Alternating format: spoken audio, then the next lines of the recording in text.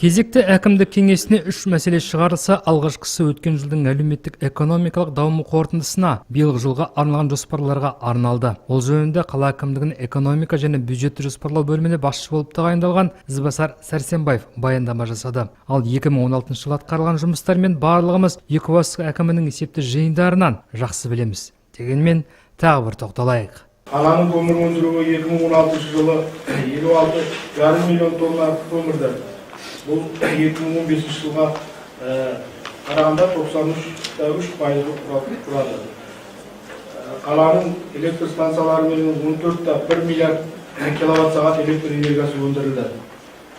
Бұл көрсеткіш 15 жыл көлемінде деңгейінде қалды. 2016 жылы Екібастұз өңірінің экономикасына 215 миллиард теңге инвестиция тартылды. Бұл өткен жылғы көлемнен 14,6%-ға төмен.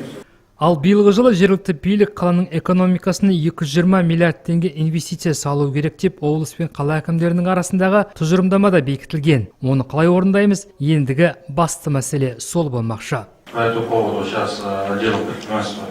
Бұл сұрақ бойынша кәсіпкерлік бөлімі жаңа инвесторларды іздестіру бойынша жұмыстарын жүргізіп жатыр. Бірқатар кәсіпорындар өтініштерін беріп қойған. Екібастұздың бірінші мен екінші электр станциялары біраз жобаларын кейінге шегерді. Осыған байланысты қиындықтар туындауда. Біз қазір өзіміздің жақсы жақтарымызды көрсетіп, инвестор болу мүмкін деген кәсіпорындарға хат жіберудеміз. Бүгінгі күні жақын шетелдердегі Ресей мен Белоруссиядағы 400-ден астам кәсіпорындарға осындай хаттар жіберілді. Қытай кәсіпкерлерімен кездесулер өткізілді.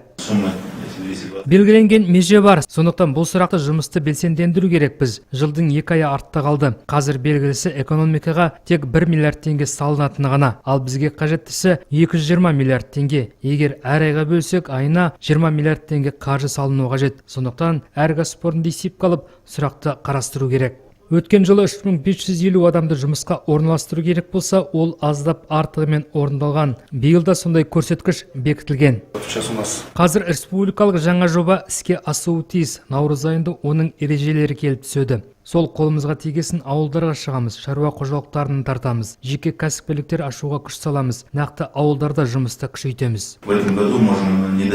Биыл бұл салада межеге жете алмауымыз мүмкін, бірақ бізге сондай талап қойылғаннан кейін соған қол жеткізу үшін жұмыс жасауымыз керек. Сіздің бөлім мен ауылдық округтердің әкімдері соған қарқынды араласуы тиіс. Жоспар дайындаңыздар.